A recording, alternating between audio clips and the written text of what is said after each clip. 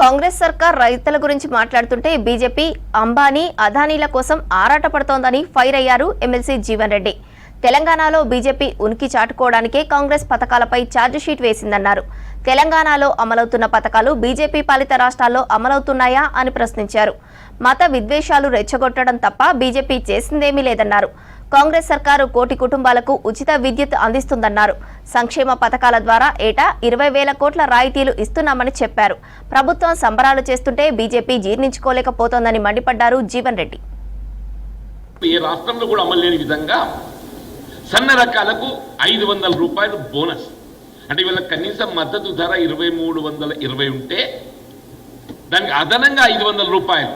సన్న రకాలకు farmer is getting a minimum 2820 రూపాయలు. మీరు బీజేపీ పాలిత రాష్ట్రాలలో ఎక్కడైనా మీరు అసలు ధాన్యం సేకరణే లేదు నీ దగ్గర. ఇక బోనస్ గురించి నువ్వేం మాట్లాడతావు? వీళ్ళు కనీస మద్దతు చట్టబద్ధత కల్పించంటే ఇంతవరకు స్పందన లేదని చెప్పంటున్నా. వీళ్ళు మీరు కూడా ఏదైతుందో తెలంగాణ రాష్ట్రంలో కాంగ్రెస్ ప్రభుత్వం వచ్చింది, ఏం చేసింది? ఆశ్చర్యమే అంటూ నేను. ఇవాళ మీరు 200 యూనిట్ల వరకు ఉచిత గృహావసరాలకు విద్యుత్తు సరఫరా అంటే 200 నుండి 5 రూపాయలు లెక్క పెట్టుకుని 1000 రూపాయలు అవుతాయి.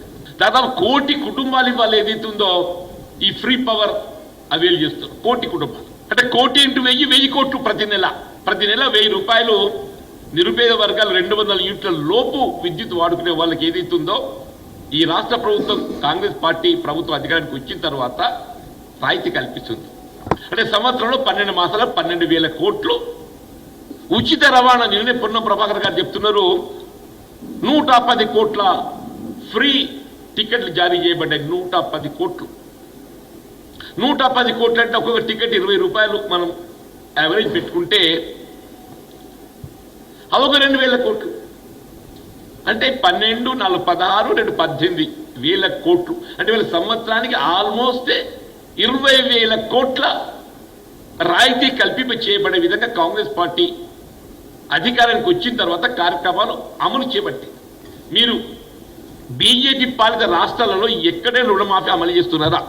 అంటే టు బి ఫ్రాంక్, రుణమాఫీ అనేది ఏదైతుందో కేంద్ర ప్రభుత్వ బాధ్యతనే. అంటే ఇవాళ జాతీయ స్థాయిలో కట్టి రుణమాఫీ అమలు చేయగలిగి ఉన్నట్టయితే రాష్ట్రానికి 20,000 కోట్లు ఆదా అవుతున్నాయి.